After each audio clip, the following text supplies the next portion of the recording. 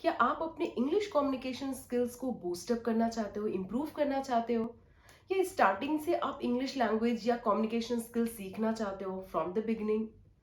तो you are at the right place. I am your friend Sadia Anjum and I am here with a very important and interesting topic, that is how to improve your English communication skills. अगर आप मेरे channel पर नए हैं तो सबसे पहले तो मेरे चैनल को सब्सक्राइब कर लें, ताकि ऐसे इंफॉर्मेटिव एंड अच्छे अच्छे वीडियोस आप तक पहुंचते रहे, आपको मिलते रहे और मैं आपकी हेल्प कर पाऊं आपकी स्किल्स को बूस्टअप करने में. हमारा आज का टॉपिक है how to improve your English communication skills. एक बात आप हमेशा याद रखना, knowing grammar is totally different and sentence formation is totally different. आपको अगर noun, pronoun, verb, adverb, tenses, ये सारी चीजें पता है, फिर भी ऐसा हो सकता है कि आप सेंटेंस फॉर्मेशन ना कर पाते हो. तो आपको अगर अच्छी इंग्लिश स्पीकिंग सीखनी है, आपको अपना इंग्लिश स्पीकिंग स्किल्स जो है उनको अगर इंप्रूव करना है, तो आपको सबसे पहले क्या आना चाहिए? सेंटेंस फॉर्मेशन आना चाहिए कि एक सेंटेंस हम कैसे फॉर्म करें. तो आज इस वीडियो में मैं आपको 5 ऐसे पॉइंट्स बताऊंगी, 5 ऐसे टिप्स बताऊंगी जिन्हें फॉलो करके आप अपने इंग्लिश कम्युनिकेशन स्किल्स को बूस्ट अप कर सकते हो, इंप्रूव कर सकते हो, या फिर अगर आप बिगिनर हो तो आप शुरू से इंग्लिश स्पीकिंग सीख सकते हो. So first point is reading. अगर आप इंग्लिश सीखना चाहते हो तो आप रीडिंग को अपने हैबिट में इंक्लूड कर लो. जितनी ज्यादा आप रीडिंग करोगे उतने ज्यादा सेंटेंसेस आपके सामने आएंगे. जितनी ज्यादा आपके सामने सेंटेंसेस आएंगे उतने ज्यादा वर्ड्स आपके सामने आएंगे. जितनी आप रीडिंग करोगे ना, वहां आपको ये पता चलेगा कि कौन सा वर्ड कहाँ हम रख रहे हैं, कौन से फ्रेजेस हम कहाँ पे फिट कर रहे हैं कि एक सेंटेंस फॉर्म हो रहा है. ठीक है, तो जितनी ज्यादा आप रीडिंग करोगे उतना ज्यादा आपको सेंटेंस फॉर्मेशन करने में हेल्प आउट होगा और उतनी अच्छे से आप अपने स्पीकिंग स्किल्स को बूस्ट अप कर पाओगे. अब रीडिंग क्या करना है, वो आपके इंटरेस्ट पे डिपेंड करता है. इट इज नॉट कि आपको अगर रीडिंग करना है तो आपको एक कोई बुक ही रीड करना है, आपको एकेडमिक का ही कुछ रीड करना है. नो, आपका जिस चीज में भी इंटरेस्ट है, अगर आपका फैशन इंडस्ट्री में इंटरेस्ट है तो आप फैशन से रिलेटेड जो मैगजीन्स आती हैं या जो बुक्स आती हैं या कोई जो आर्टिकल्स आते हैं आप उनको रीड करो. अगर आपको मूवीज, हॉलीवुड, बॉलीवुड, इन चीजों में इंटरेस्ट है तो आप उससे रिलेटेड जो भी मूवीज की स्टोरीज हैं या जो भी स्टोरीज हैं, आर्टिकल्स हैं, आप उसे रीड करो. आपको जस्ट रीडिंग करना है. ऐसा नहीं है कि आपको क्या रीड करना है. इंग्लिश कम्युनिकेशन स्किल्स को अगर बूस्टअप करना चाहते हो तो कोई भी ऐसी बुक, कोई भी ऐसा न्यूज, कोई भी ऐसा आर्टिकल आप रीड कर सकते हो जो इंग्लिश में हो. नो मैटर्स वो किस टॉपिक पे है, आपका इंटरेस्ट होना चाहिए.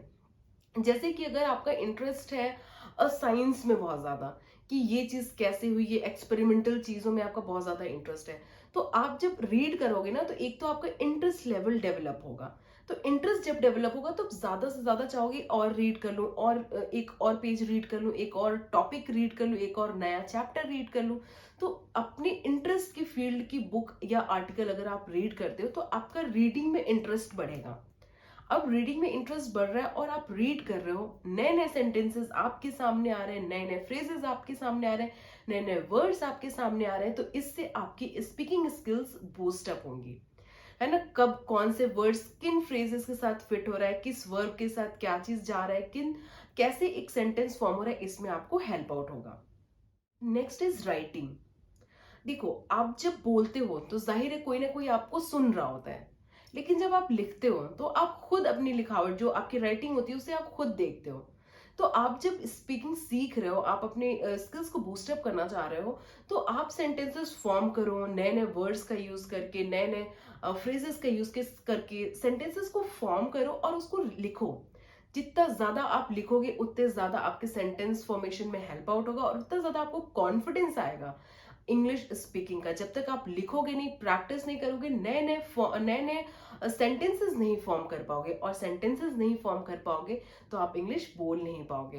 तो सबसे पहले जरूरी है कि आप चीजों को पढ़ो, पढ़ के देखो कहाँ कौन से वर्ड्स यूज हो रहे हैं, कहाँ कौन से फ्रेजेस यूज हो रहे हैं, कैसे सेंटेंस फॉर्म हो रहा है. उसके बाद उसको आप लिखो. आप जो भी लिखना, ऐसा नहीं है कि आपको लिखने का मतलब कि एक दिन में आपको 10 पेजेस लिखने हैं, आपको 15 पेजेस लिखने हैं, 20 पेजेस लिखने हैं. नो, आपको उतना ही लिखना है जितना आपकी जो विश हो. जैसे अगर आप एक दिन में एक पेज ही लिख के प्रैक्टिस कर सकते हो तो आप एक ही पेज लिखो। अगर एक दिन में आप 5 पेजेस लिख सकते हो तो आप 5 पेजेस लिखो। जो भी आपकी लिमिट है, जितना भी आपकी जो विषय, आपको जितना मन कर रहा है लिखने का, आप उतना ही लिखो। बट डेली बेसिस पे आप राइटिंग की हैबिट डाल लो। जो भी लिखना, जैसे कि मैंने रीडिंग में आपको बोला कि कोई भी चीज आप रीड कर सकते हो, कोई भी चीज आप पढ़ सकते हो जिसमें आपका इंटरेस्ट है, सेम फॉलो करना है आपको राइटिंग के लिए। लिखने के लिए भी आप कुछ भी लिख सकते हो, किसी भी टॉपिक पे कोई आर्टिकल लिख सकते हो। इज जस्ट दैट कि उस पर्टिकुलर टॉपिक पे आपका इंटरेस्ट होना चाहिए। इससे क्या होगा, सेम जो रीडिंग के लिए था कि आपका इंटरेस्ट रहेगा तो आप ज्यादा से ज्यादा रीड करोगे, वही यहाँ पे भी फॉलो होता है राइटिंग में भी। आपका अगर टॉपिक ऐसा है जिसमें आपको इंटरेस्ट है तो आप उस पर ज्यादा से ज्यादा चीजें लिखना चाहोगे, आपको लिखने में इंटरेस्ट रहेगा। ज्यादा से ज्यादा लिखोगे तो ज्यादा से ज्यादा प्रैक्टिस होगा, ज्यादा से ज्यादा आप सेंटेंसेस फॉर्म करोगे। आप सोचोगे कि हाँ यहाँ पे क्या वर्ड्स लाऊं, नहीं समझ में आएगा तो फिर कहीं सर्च करोगे, फिर उसको लिखोगे। तो इससे क्या होगा कि आपकी स्किल्स इंप्रूव होंगी। जो सेंटेंस फॉर्मेशन है वो अच्छा आप कर पाओगे, एक सेंटेंस को कैसे बनाना है ये आप सीख पाओगे। Next is listening. See, listening really plays a very important role in improving your communication skills, in improving your personality, and in improving your vocabulary. अगर आप किसी को बोलता हुआ सुनोगे जो इंग्लिश बोल रहा है, तो वहां से आप देख पाओगे कि वो जब बोल रहा है तो उसके फेशियल एक्सप्रेशंस क्या है, उसके हैंड मूवमेंट्स क्या है, उसका जेस्चर क्या है, जैसे वो वर्ड डिलीवर कर रहा है। तो उससे आप भी, आपकी पर्सनालिटी बूस्टअप होगी, आपको कॉन्फिडेंस आएगा कि इस वर्ड को, इस सेंटेंस को या इस एक्सप्रेशन को कैसे एक्सप्रेस करना है और कैसे बोलना है। तो ये एक बहुत इंपॉर्टेंट रोल प्ले करेगा आपको आपकी इंग्लिश को इम्प्रूव करने में। तो आप किसी भी एक स्पीकर को, कोई भी आपके आइडियल हो या आपकी फैमिली में हो या किसी मीडिया पे हो, जैसे यूट्यूब पे हो या कहीं पे भी, उन्हें जिनकी इंग्लिश स्पीकिंग स्किल आपको अच्छी लगती हो, आप उन्हें फॉलो करो, आप उन्हें डेली सुनो। या आप इंग्लिश, जैसे आपको मूवीज अगर पसंद है तो आप इंग्लिश मूवीज देखो। तो make it in your habit कि हमें डेली बेसिस पे कुछ ना कुछ रीड करना है। डेली बेसिस पे हमें कुछ ना कुछ pages, 1 page, 2 pages, 3 pages writing करनी है।